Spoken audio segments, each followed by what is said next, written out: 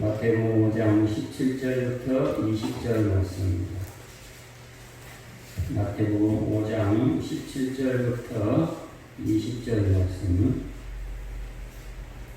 기도하겠습니다. 내가 율법이나 선지자를 폐하러 온 줄로 생각하지 말라. 폐하러 온 것이 아니요 완전하게 하려 합니다.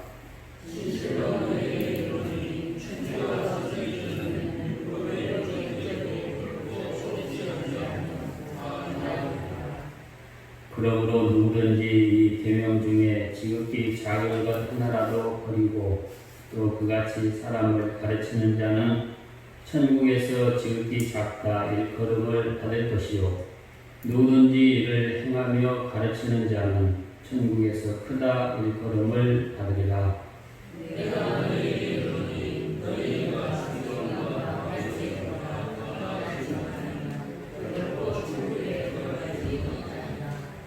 아멘. 할렐루야. 한 주간 코로나가 참 기승을 부렸는데도 이렇게 다시 될 수 있어서 너무 감사하고 그래도 조금씩 안정이 돼서 너무 감사를 드립니다. 지금 우리가 지금까지 우리가 보았던 말씀을 요약을 해보면 우리가 하나님의 나라의 백성으로서 어떤 사람들인가를 이제 가르쳐주고 상기시키는 이 팔복이 나왔습니다. 그리고 우리들의 삶으로 이 하나님의 나라 성격을 드러내도록 해야 하겠다는 말씀을 이제 우리는 소금이다, 빛이다라는 말로 예를 들어서 설명을 했습니다. 이것은 마치 이런 것 같습니다.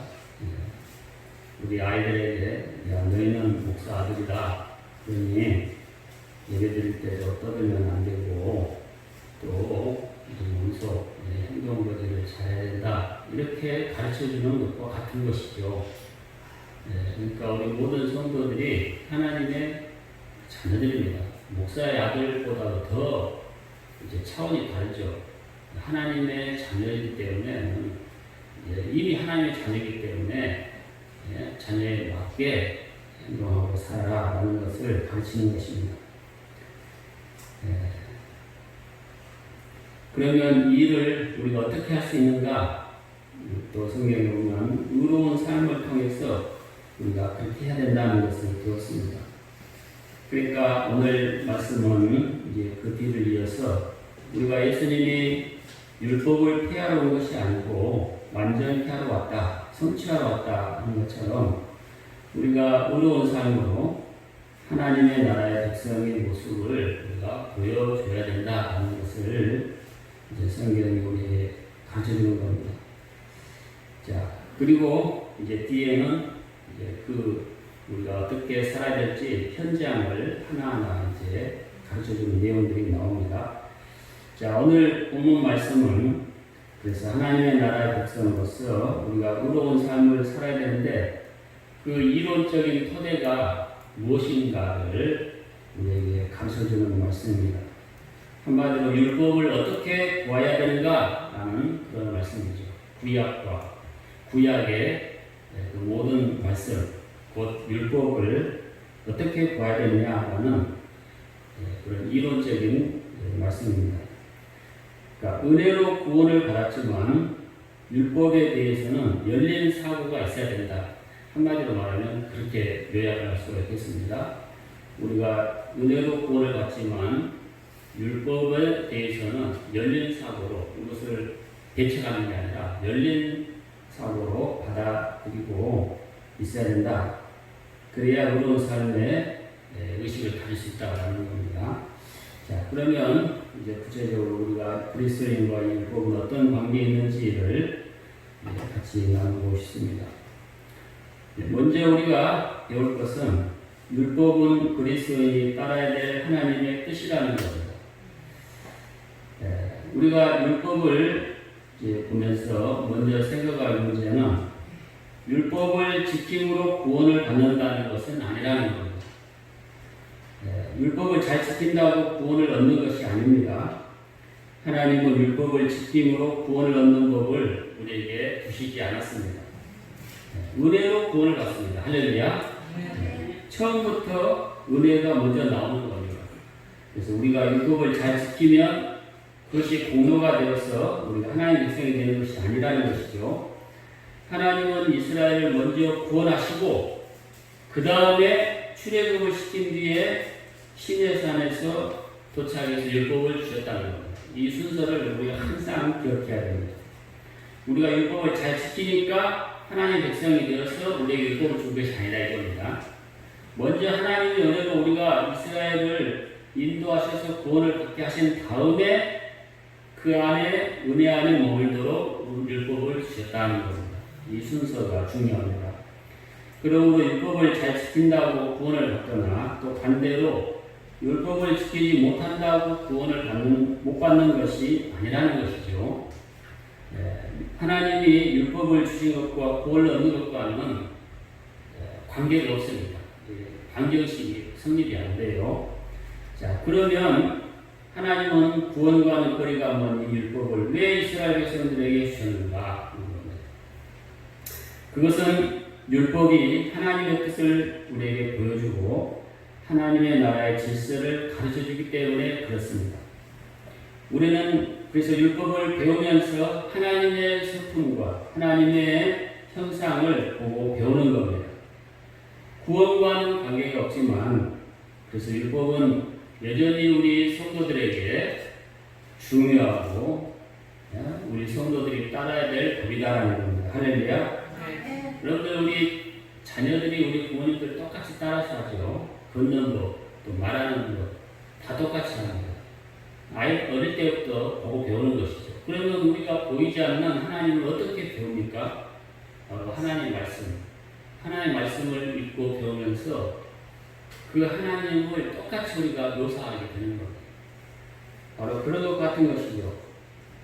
그래서 율법은 원래 그 자체가 온전한 것입니다. 할렐루야. 율법은 부정한 것이 아닙니다. 율법 그 자체는 선하고 온전합니다. 문제는 우리가 그 율법을 지킬 수 없다는 것입니다. 우리의 육체가 연약해서 이 율법을 받고도 내 능력으로는 지키지 못한다는 것입니다. 그래서 율법이 주어지면서 의외로 우리의 죄가 죄로 드러나게 된 겁니다. 그래서 율법의 이런 역할 때문에 율법이 우리에게는 부정적인 모습으로 보여지게 되는 겁니다. 그래서 우리가 내 능력으로는 율법을 지켜서 구원을 받을 수 없다는 것을 아시고 하나님께서는 예수 그리스도를 보내주셨습니다. 할렐루야. 그래서 예수님이 그 율법의 그 온전한 뜻을 성취하시면서 율법의 요구를 이루신 겁니다. 어떻게 이루셨습니까? 바로 십자가에서 모든 죄를 다 짊어지시고 죽으심으로 그 율법의 모든 요구를 다 이루셨다는 겁니다. 율법의 본래 뜻은 뭐냐면 바로 사랑입니다. 하나님의 사랑, 이웃 사랑입니다. 그래서 그 본래 뜻을 십자가에서 원수 같은 나를 위해서 예수님께서 죽어주심으로 그 율법의 그 원래 뜻을 이루시고 율법을 성취하신 겁니다. 할렐루야. 그래서 우리는 우리의 육체가 예수 안에서 함께 십자가에서 죽었음을 믿음으로 믿는 겁니다. 그리고 또 예수와 함께 살아났다는 것을 믿는 겁니다. 할렐루야. 그래서 우리가 예수님을 진실로 믿고 예수 안에 있다면 우리도 예수님과 함께 율법의 요구를 이루게 된 겁니다. 예수님이 십자가에서 이루신 것을 내가 예수님과 함께 있기만 하면 나도 예수님이 이루신 것이 내가 똑같이 이룬 것이 된다는 겁니다. 뭔 말 알겠죠? 이 성경에 이 말을 우리가 잘 들을 필요가 있습니다. 그래서 예수님과 우리는 밴드, 묶여있다 이거죠. 밴드로. 여러분 밴드 알죠? 밴드는 딱 붙는 거예요. 그러니까 예수님과 내가 딱 붙어 있어요.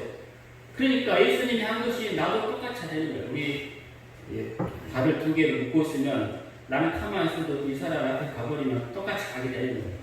그러니까 예수님이 십자가에서 이루신 모든 그 의의가 나는 안 했지만 예수님이 하니까 나도 똑같이 묶여있기 때문에 같이 하게 된 것이 된다는 거예요. 그래서 율법의 요구를 예수님이 이루실 때 나도 함께 율법의 요구를 이루게 되는 겁니다. 할렐루야. 성경의 관점, 성경의 이 말씀을 꼭 기억해야 됩니다. 그래서 예수님과 나 사이에 이런 유대, 묶임, 밴드, 코이노니아 이게 중요한 거예요. 만약 이것이 이런 코이노니아가 있다면 우리는 그 율법의 정죄에서 자유로울 수가 있다는 거예요. 할렐루야. 예수 안에 있는 자들은 그렇기 때문에 바로 이 율법의 정죄에서 자유로울 수가 있는 겁니다. 예수님의 보혈이 있기 때문에 오늘 우리는 그 율법에서 이 율법의 정죄에서 자유롭고 그렇게 살 수 있다는 것이죠. 그래서 우리 율법은 오늘 우리들에게 우리가 걸어가야 될 길이고 방향을 제시하는 겁니다. 우리가 예수 안에 있으면 우리도 율법을 온전히 요구를 다 이루게 되는 겁니다. 그래서 그 율법은 폐해진 것이 아닙니다.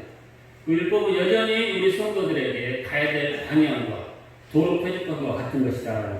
할렐루야. 그래서 오늘 성경에도 그렇게 나옵니다. 그리고 누가복음 16장 17절에도 그러나 율법의 한 획이 떨어짐보다 천지가 없어짐이 쉬우리라. 오늘 말씀에는 내가 율법이나 선지자를 폐하는 일로 생각하지 말라. 폐하는 것이 아니라 완전하게 하려 합니다. 그렇습니다. 할렐루야. 그러니까 이 율법이라는 것은 구약 성경 율법이라는 것은 우리를 보호하기 위해서 하나님이 주신 것이에요.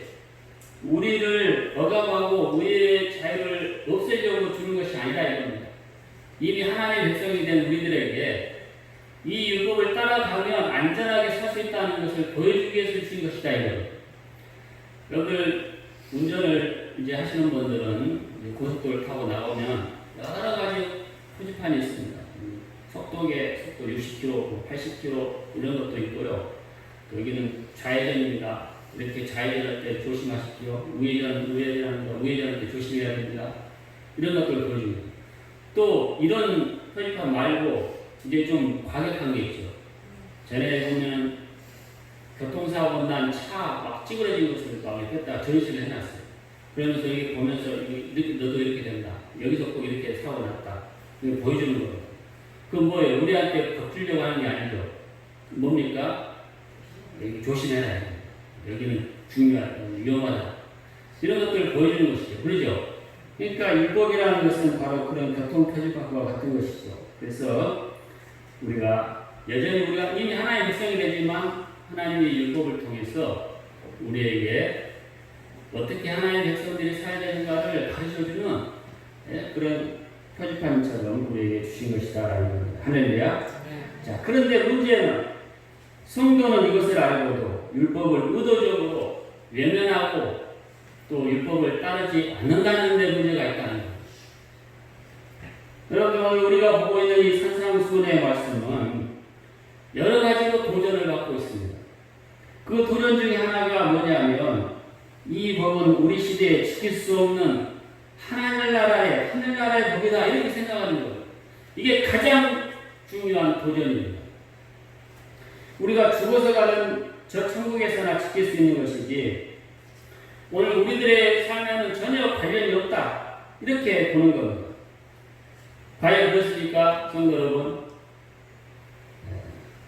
오늘 우리 시대의 이 문제, 성경에 대한 이 문제는 이 산상수훈의 말씀을 실현 불가능한 법으로 우리가 애써서 내려버리는 것입니다. 우리가 좀 전에 분명 율법은 우리가 구원을 얻기 위해서 주어진 것이 아님을 말씀드렸습니다. 그러나 우리의 구원과 관련이 없음에도 율법은 온전하고 여전히 살아있다는 겁니다. 그래서 우리의 하나님의 성품과 그 나라의 질서를 우리에게 가르쳐준다고 했습니다. 하나님의 말씀은 분명히 율법이 온전함이 없어지지 않는다고 말했어요. 그래서 17절, 18절에 그렇게 나옵니다. 그러나 율법은 그리스도인의 생활 방식이고 또 우리가 그렇게 살아야 될 법이라는 겁니다. 그런데 19절에 이렇게 이야기합니다. 19절 처음에 이렇게 상반절에 이렇게 이야기합니다. 그러므로 누구든지 이 계명 중에 지극히 작은 것 하나라도 버리고 또 그같이 사람을 가르치는 자는 천국에서 지극히 작다 일컬음을 받을 것이요. 이런 말이 나와요. 제가 이 말씀을 쭉 읽어보고 묵상을 계속 하니까 이런 생각이 들었습니다. 이게 뭐냐면 이 말씀은 무슨 뜻이냐면 이 세상에서 하나님의 자녀들이 하나님의 율법이 폐해진 것이 아니고 우리가 따라 살아야 될 법이라는 것을 알고도 의도적으로 이것을 외면하고 있다는 것을 우리에게 가르쳐주는 것이다. 그 작은 것 하나도 버리고 그같이 사람을 가르치는 자가 있다는 거예요. 현재 우리 성도들은 율법의 이 정죄 기능에서 자유한 것에 만족하고 율법이 성도의 생활을 지배한다는 것을 애써서 외면하고 이제 외면해 버리고 있다는 겁니다. 그래서 구원받는 것에 만족하지 하나님의 법을 따라 살려고 하지 않는다는 겁니다. 구원받은 하나님의 자녀가 하나님 뜻대로 살려고 할 때 우리가 얼마나 우리가 절제하고 또 버려야 될 것들이 많은지를 생각해 보지 않는다는 겁니다. 그래서 예수님이 그를 따르는 많은 사람들을 보시고 이렇게 말했습니다. 무릇 내게 오는 자가 자기 부모와 처자와 형제와 자매와 및 자기 목숨까지 미워하지 아니하면 능히 나의 제자가 되지 못하고 누구든지 자기 십자가를 지고 나를 좇지 않는 자로 능히 나의 제자가 되지 못하리라. 할렐루야. 네. 그러니까 예수님을 믿는 것은 우리가 단순히 머리로 믿는 게 아닙니다. 예수님을 따를 때 부딪히는 모든 어려움을 무릅쓸 각오를 하고 따르는 것. 버려야 될 것이 많이 있습니다. 자기가 가지고 있는 모든 것들을 포기해야 될 때가 있습니다. 또 예수님이 원하시면 내 목숨까지라도 내놓을 만한 그런 각오로 주님을 따르는 것이 이것이 믿음인 것이죠. 오늘 예수님은 이 말씀을 하시면서 이제 뒤에도 나오지만 우리에게 가장 준비되어야 될 민감한 문제가 뭐냐면 바로 소유, 물질에 관한 것이라는 것을 가르쳐줍니다. 이게 뒤에 나옵니다. 그래서 누가복음 14장 28절 3절에도 보면 예수님을 따르는 자가 예수님을 따를 때 깊이 그 희생을 각오하라는 겁니다. 33절에 보면 이와 같이 너희 중에 누구든지 자기의 모든 소유를 버리지 아니하면 네 내 제자가 되지 못하리라. 이렇게 말씀을 하셨습니다. 그러니까 이 말씀은 우리가 가지고 있는 소유, 돈이나 또 물질, 심지어 목숨까지라도 내놓을 각오를 하는 것입니다. 이것이 제자라는 것입니다. 그 중에 대표적인 것이 바로 이 물질에 관한 것입니다. 이것이 이 물질의 관이 바뀌지 않으면 안 된다는 겁니다. 오늘 우리는 이 율법, 하나님의 구약 율법을 외면하면 안 되는 것이죠. 그 중에 우리의 삶 가운데서 이 물질에 관한 성경의 율법의 가르침에 대해서 우리는 외면하지 말고 그 하나님의 말씀을 받아야 된다는 겁니다. 할렐루야.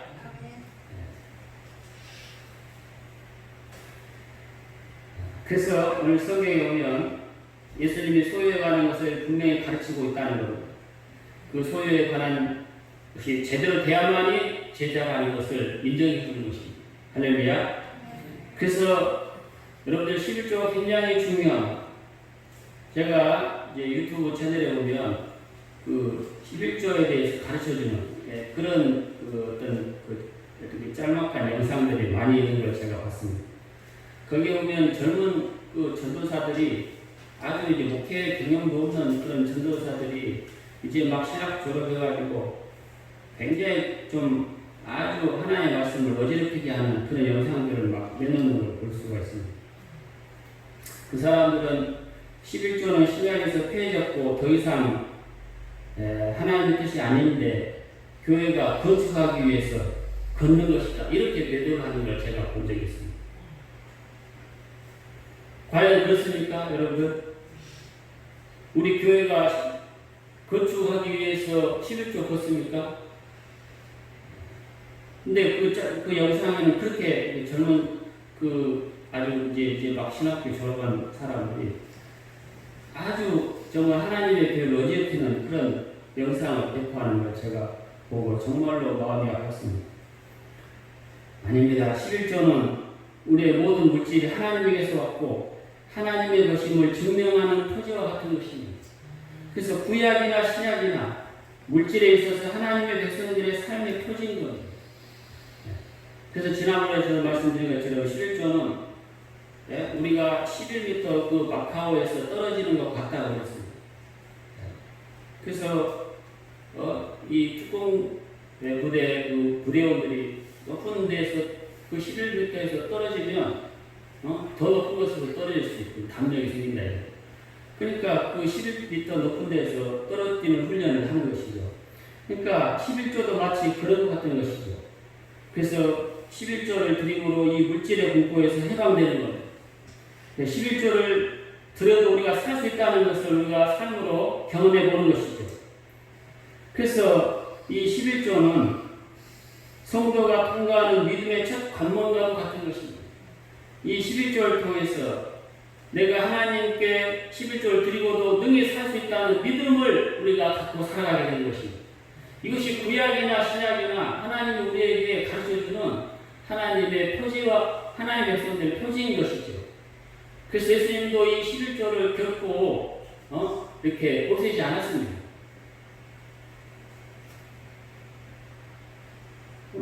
그래서 이 교회를 어제부터는 이런 가르침에 여러분들이 혼동에 빠지지 않게 되기를 바랍니다. 아무튼 예수님의 제자가 되는 것은 정리해야 될 것이 많이 있습니다. 과격한 순종이 요구됩니다. 이런 순종은 우리가 율법을 바라볼 때 요구되는 것이죠. 그래서 성령의 인도는 막연한 것이 아닙니다. 율법과 하나님의 말씀을 따라가게 하는 것입니다. 구원받고 나의 마음대로 사는 것이 아니라 하나님의 뜻 안에서 율법이 가르치는 방향을 보고 달려가는 것입니다. 이제 그래서 좀 뒤에 보면 그런 말씀이 나옵니다. 그래서 율법을 지킬 수 있도록 성령이 우리에게 주어진 것입니다. 할렐루야. 여러분들 율법의 대의가 뭡니까? 하나님을 사랑하고 이웃을 사랑하는 것입니다. 그래서 하나님을 사랑해서 이웃을 위해서 나의 모든 것을 내놓을 수 있는 이것이 예수님의 제자라는 것입니다. 그러나 예수님을 믿고도 나밖에 모르는 그런 사람들은 우리는 지금 율법을 예수 외면하는 사람과 같은 겁니다. 율법을 폐기했다. 하나님의 법을 폐기했다. 이렇게 생각하는 사람입니다. 예수를 믿고도 자기 욕심대로 더 많이 가지려고 하는 사람은 율법을 폐기하는 사람입니다. 그래서 율법은 우리가 그 율법의 내용을 보면 자기 중심이 아니라 공동체를 생각하기 위해 하나님이 주신 율법들이 많이 있습니다. 그런 제사법이나 이런 것만 있는 게 아니죠. 사회법이 있는 거예요. 그래서 공동체를 생각하게 하는 법이 있습니다. 그것들은 오늘 우리들에게도 우리 신약의 교회에도 여전히 우리에게 유효한 것입니다. 그래서 구약의 율법에 보면 자기 소득에서 10분의 3을 띄었습니다. 우리 사람들은 10분의 1을 드렸다 이렇게 생각하는데 사실은 10분의 3입니다. 하나님께 드리는 성경 11조가 있고 레인과 과부들을 위해서 쓰는 11조가 있고 그리고 절기를 지킬 때 쓰는 11조가 또 있었습니다. 그러니까 구약에서도 10분의 3조를 드렸다는 거예요. 11조가 아니죠. 그러면 오늘 우리 신약의 사람도 역시 마찬가지입니다.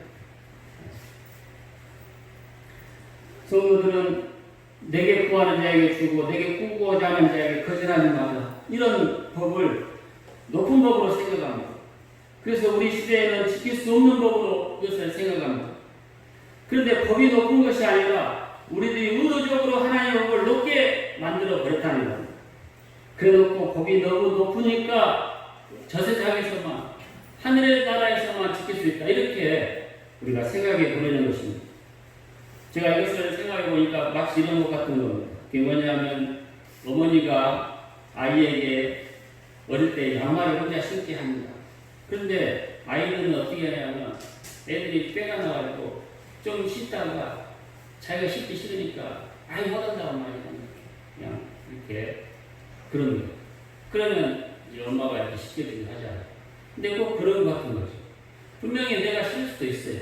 그런데 그냥 이게 싫은 거예요. 그러니까 그냥 못 신는다 해버리는 거예요. 마치 우리가 꼭 그런 것 같은 겁니다. 우리가 그런 것이 아니고 정말 어려운 가운데 그런 하나님께 드리는 것이나 또 우리가 교회 안에서 공동체로 살아가는 그 일에 정말로 우리가 하나님의 말씀대로 살아야 되는데 사실은 우리가 할 수 있는데도 하나님의 법이 너무 높다고 그렇게 우리가 스스로 그냥 단정짓게 버리는 것이죠. 여러분들 어린 코끼리 새끼를 조련하는 법이 있습니다. 코끼리는 야생의 상태에서는 절대 조련이 불가하다고 합니다. 그러니까 막 태어난 지 저때 때 그때부터 이제 조련합니다. 어떻게 하냐면 막 태어나면 쇠사슬을 이렇게 발에다가 채워놔요. 그러면 어릴 때 코끼리는 절대 그걸 힘이 없으니까 못 풀어요. 근데 나중에 커서도 쇠사슬만 묶어놓고 그냥 고리에다 연결시키지 않아도 도망을 안 간다. 왜? 당연히 왜 나는 여기서 묶여있고 나는 여기서 못 간다. 이렇게 생각하는 거예요. 그렇게, 아주 그렇게, 교육을 시키는 거예요. 이것이 오늘 저와 우리들의 모습이라고 저는 생각이 듭니다. 우리가 물질과 관련해서 하나님의 말씀대로 우리가 살 수 있는데, 성도들은 이것이 불가능한 삶이다. 우리가 스스로 생각하고 포기해버리는 것이죠. 11조뿐만이 아닙니다. 우리의 삶이 우리가 하나님의 말씀대로 살아가는 이 말씀에 우리의 이 교회를 섬기는 것이나 아니면 우리의 공동체를 생각하는 이런 모든 것에 그렇습니다. 우리가 의도적으로 이 하나님의 말씀을 높게 만들어버리고 나는 지킬 수 없다고 이렇게 스스로 생각하는 것이죠. 우리는 그러나 세상 사람들과는 다른 사람들입니다. 할렐루야. 우리가 코로나 가운데서도 이렇게 예배 드리는 것 뭔가 다른 사람들입니다. 그리고 우리는 물질에 관해서도 뭔가 다릅니다. 세상 사람들과는 다르게 우리는 하나님 앞에 11조를 드리고 그리고 이것이 하나님의 것이라는 것을 고백합니다. 할렐루야. 또 마찬가지로 성적인 개념은 다릅니다. 우리는 동성애 이런 건 절대 우리는 받지 않습니다. 왜? 하나님의 백성들이 다른 삶을 살기 때문에 그렇습니다. 오늘 우리는 바로 이런 우리의 모든 삶의 가운데 하나님의 말씀이 살 수 있다는 것이고 우리가 그렇게 왕따로 살지만 이 땅에 하나님의 말씀대로 살 수 있다는 것을 우리는 꼭 믿어야 될 줄로 믿습니다. 할렐루야. 내 믿음을 끌어올리게 되기를 바랍니다. 저와 여러분의 믿음이 커지기를 바랍니다. 저도 겨우 11조를 하지 그 이상의 것들을 하지 못합니다. 저도 말씀을 준비하면서 이것 하나님 앞에서 얼마나 내가 찔림을 받는지 모릅니다. 저는 이 마태복음 하면서 이거 사실 설교하기가 굉장히 껄끄럽습니다. 설교를 안 하고 싶어요. 그런데 하나님의 말씀을 내가 내 스스로 이것을 버리면 안 된다 생각하고 이 말씀을 계속해서 전합니다. 그러면서 사실은 제가 먼저 침을 맞는 겁니다. 제가 먼저 내 양심에 또 내 믿음에 침을 맞는 겁니다. 할렐루야. 오늘 우리 성도들 모두가 다 그럴 줄로 믿습니다. 너무 아픕니다. 하고 싶지 않아요. 그러나 우리는 이 하나님의 말씀 앞에 직면해야 됩니다. 할렐루야. 또 성도는 성령을 따라 살 때 율법을 지킬 수 있습니다. 오늘 하나님은 율법을 우리가 지킴으로 구원을 받는 것이 아님에도 우리에게 주셨습니다. 이것은 구원받은 백성에게 율법을 따라갈 도로 표정함과 같다는 것이라고 했습니다. 그러니까 지극히 작은 것이라도 버리지 말고 지켜야 되는 겁니다. 그럼 어떻게 율법을 지킬 수 있습니까?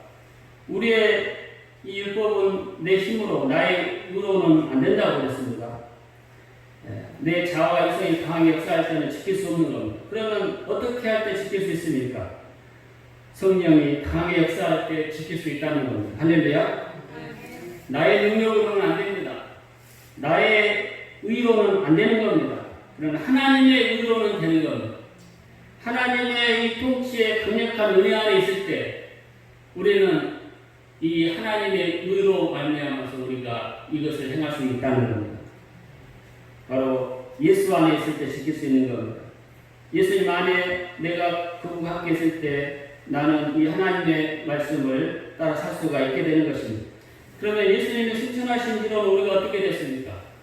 바로 예수님이 하늘로 승천하신 뒤에 성령님을 우리에게 보내주셨습니다. 할렐루야. 그리고 우리가 성령님과 함께 할 때 예수님과 함께 있게 되는 겁니다. 할렐루야. 그렇기 때문에 우리가 성령님과 함께 할 때 우리는 예수님 안에 있는 것처럼 그리고 예수님 안에 있을 때 우리가 하나님의 말씀에 하나님의 의로 살 수 있는 것처럼 그렇게 되는 것입니다. 그러니까 성령의 충만함이 우리가 이 율법을 지킬 수 있는 관건이 되는 것입니다. 할렐루야. 성령의 열매, 그래서 성령의 열매가 이웃 사랑하고 하나님을 사랑하게 되는 것이죠. 그러면 우리가 성령의 인도하심을 받을 때 그 율법의 의도인 하나님 사랑과 이웃 사랑을 해낼 수가 있게 되는 것입니다. 할렐루야. 더 이상 우리가 율법주랑 그 자체로 율법 조항 그대로 지키는 게 아닙니다. 성령의 열매를 따라 살 때에 자동적으로 우리는 바로 율법을 지킬 수 있게 되는 것입니다. 할렐루야. 그래서 초대교회는 바로 이 성령의 세례, 이 오순절 성령 세례를 받고 모든 것이 달라졌습니다. 그들은 모이게 쓰게 되었고 자기 소유를 자기 것에 행하지 않고 공동체를 위해서 내어놓았습니다. 어떻게 이런 율법 조항을 초월하는 그리고 구약의 문자의 율법을 능가하는 일이 일어날 수 있었습니까? 바로 성령이 임하심으로 성령이 강하게 역사하실 때 바로 이런 놀라운 일이 벌어졌던 것입니다. 성령이 충만할 때 우리는 율법을 지킬 수가 있는 것입니다. 구약의 율법보다 우리는 더 큰 일을 할 수가 있는 겁니다. 초대교회가 그랬습니다. 그래서 오늘 우리 교회도 역시 마찬가지로 그렇게 돼야 된다는 것입니다. 성령 충만을 받을 때 예수님의 말씀을 예수에 면하지 않고 우리는 말씀에 직면하게 되고 또 그 말씀대로 살아갈 수 있게 되는 것입니다. 할렐루야. 그래서 제가 생각을 해봤습니다. 구약의 유대교에 비해서 이 초대교회의 공동체성과 윤리 수준은 비교할 수 없이 높았다는 거예요. 오늘 우리는 성경에 보면 그것을 우리가 잘 알 수 있죠. 실제로 초대교회는 유대교회의 이 공동체성을 뛰어넘는 그런 성령의 공동체였습니다. 그러면 오늘 서기관도 나와 있지만 너희가 서기관과 가르치는 것보다 더 낫지 못하면 결코 천국에 들어가지 못하리라 그렇게 했는데 그러면 유대교회의 공동체성은 어느 정도 수준이었을까? 저는 연구를 해봤습니다. 유대인들은 구제를 째다카라고 합니다. 이 째다카라는 것은 유대인의 가장 중요한 세 가지가 있습니다. 하나는 테슈바, 회개라는 겁니다. 그 다음에 트빌라, 기도라는 것이 있습니다. 그 다음에 째다카라는 것이 하나, 이게 구제라는 것입니다. 그래서 유대인들의 집에는 푸시케라는 조그마한 이런 그 동전 모으는 그런 함이 있습니다. 그러니까 사람들이 이것을 집집마다 돌아다니면서 이걸 푸시케라는 것에 동전을 모아다가 이제 구제를 하고 있어요. 하나님께 먼저 드립니다. 그런데 하나님께 드리고 막 그러는데 나중에는 성전이 없어지니까 이걸 가지고 이제 하나님께 바치기도 하고 또 가난한 자들을 돕기도 하고 그렇게 이제 썼다는 겁니다. 근데 이 째다카라는 이 구제가 원래 무슨 뜻이냐면 공이라는 뜻입니다. 정의라는 뜻입니다. 히브리어로 째다카는 공의, 정의라는 공평 이런 뜻이 있다는 겁니다. 그러니까 이스라엘 유대교 사람들은 자기들의 물질로 사람들을 이렇게 구제하는 이런 것들은 당연히 해야 될 의무고 또 그것이 바로 공평한 일이다라고 생각했던 겁니다. 그러니까 유대인들의 이런 공동체성은 굉장히 높은 것이고 그래서 이것들을 보고 이슬람에서 그대로 꽂는 겁니다. 여러분들 이슬람의 그 마호메트가 유대교에 침투해서 그 유대교를 거의 3분의 2 이상 복사해가지고 컨트롤해가지고 만든 것이 이슬람입니다. 그래서 이슬람교도 굉장히 이분들 굉장히 강조하고 중요하게 생각합니다. 그런데 사실은 중요한 것이 초대교회 때 우리 하나님의 교회는 바로 이 유대교의 이 공동체성을 뛰어넘는 높은 윤리성이 있었다는 거예요. 근데 그것이 어떻게 가능했냐? 성령의 충만함으로. 오순절에 성령이 임하실 때 유대교의 이런 공동체성을 이런 째다카를 뛰어넘는 하나님의 교회에 엄청난 그런 공동체성이 있었다는 거예요. 그런데 오늘 우리 교회는 언젠가 모르게 이런 것들이 사라져가는 것입니다. 그래서 심지어는 사실 교회 역사를 보면은 이런 공동체성이 사라지면서 오히려 이단들에서 이런 것들이 더 강하게 되는 거예요. 여러분들 예전에 그 감남나무라고 했던 박태선이라는 사람들은 어떻게 사는지 아십니까? 지금도 공동체를 살아요. 그 사람들은 지금도 자기들끼리 모여서 신앙촌에서 그렇게 같이 살아가는 거예요. 성경의 그런 모습을 그대로 많이 따라서 가는 거예요. 이단들도 그렇게 하는 거예요. 신천지 얼마나 공동성이 높은지. 그러니까 사실은 지금 우리 교회가 이렇게 신천지에 밀리고 어렵게 되는 이유가 거기에 있던 겁니다. 신흥 이단 종교들은 그렇게 공동체성이 높아지는 겁니다. 그 초대교회의 그런 모습에 근접을 가지고 하고 그렇게 또 해요. 그런데 오늘 어제부터인가 우리는 우리들은 그런 높은 법은 천국에서는 하는 것이고 우리는 그렇게 할 수 없다 이렇게 생각하는 것입니다. 언제부터인가 이 날것 하나님의 말씀에 그 거룩한 삶이 우리 가운데 사라져 버린 것입니다. 그래서 우리는 그냥 하나님의 법, 말씀, 율법만 남은 것이죠. 성도 여러분, 오늘 우리는 그 초대교회 공동체성 뿐만 아니라 예수님이 원래 우리에게 가르치셨던 바로 이 율법에 대해서 어떻게 이 구약 율법을 뛰어넘는 그런 하나님으로 살아야 한다는 것을 우리에게 가르치는 건 이제 뒤에 쭉 나옵니다. 살인하지 말라, 가난하지 말라, 맹세하지 말라, 이런 각각의 그런 사명들은 유대인들에게 주었던 그 수준보다도 훨씬 높은 것입니다. 그 바리새인과 서기관들의 일보다 훨씬 높은 정도의 수준의 삶을 우리에게 요구하는 것입니다. 오늘 우리가 그래서 이런 것들을 감당하기 위해서 우리는 어떻게 해야 됩니까? 오직 우리는 성령의 충만함으로 살아갈 수밖에 없는 겁니다. 내 의로는 안 되는 겁니다. 내 능력으로 안 되는 겁니다. 자기 의로는 안 되는 겁니다. 하나님의 의, 하나님의 성령의 역사와 능력이 우리에게 나타날 때 우리는 그 은혜 가운데서 이렇게 성령 하나님의 말씀대로 살 수가 있게 되는 것입니다. 그러나 성령 충만하지 않으면 내 자중심, 내 자유, 내 능력으로 우리가 우리의 삶을 살아가지고 하나님의 말씀을 지켜보려고 할 때 절대 지킬 수가 없는 것입니다. 맨정신으로, 나의 생각으로, 나의 능력으로 하나님의 말씀을 따라 살 수 없는 것입니다. 오늘 우리는 이것을 꼭 기억해야 돼요. 오늘 우리가 하나님의 말씀, 성령의 충만한 자 앞에서는 오늘 우리가 절대 하나님의 말씀대로 살 수 없다는 것을 기억하고, 하나님 오늘 우리에게 성령으로 충만케 하옵소서. 내가 예수 그리스도 안에 성령 충만함으로 예수님이 나를 위해서 얼마나 십자가에 죽으셨다는 그 하나님의 은혜가 샘물처럼 흘러나오므로 내게 있는 모든 것이 하나님의 것이고 나는 하나님의 말씀을 증거하는 증인들이요 나는 하나님 원하신 제자라는 삶이 확인될 때 우리는 이런 삶을 살아갈 수 있게 되는 것입니다. 오늘 이런 성령 충만한 성도들이 되기를 주의 이름으로 축원합니다. 오늘 이 정말로 거꾸로 이 하나님의 말씀 앞에서 오늘 저와 여러분들이 성령의 충만한 능력 가운데서 살아가는 귀한 자들이 되기를 바랍니다. 기도하겠습니다. 하나님 아버지, 오늘 우리가 성령 충만하지 않으면 하나님께 예물을 드릴 수가 없습니다. 성령 충만하지 않으면 봉사할 수가 없습니다. 성령 충만하지 않으면 주의 길을 섬길 만한 그런 능력이 없습니다. 주여 오늘 우리들에게 성령으로 충만케 하옵소서. 성령의 충만함으로 예수 그리스도께서 십자가에 주어 설리신 그 은혜와 사랑이 강물처럼 흘러나오게 하시고 그것이 믿어지게 하여 주시고 내 모든 것을 드려도 아깝지 않은 하나님의 이 교회를 섬기는 귀한 성도들이 되게 하여 주시옵소서. 하나님의 불법의 말씀을 따라 행할 수 있는 우리들이 되게 하여 주시옵소서. 우리 한국교회가 되게 하여 주시옵소서. 축복합니다. 예수님의 이름으로 기도합니다. 아멘.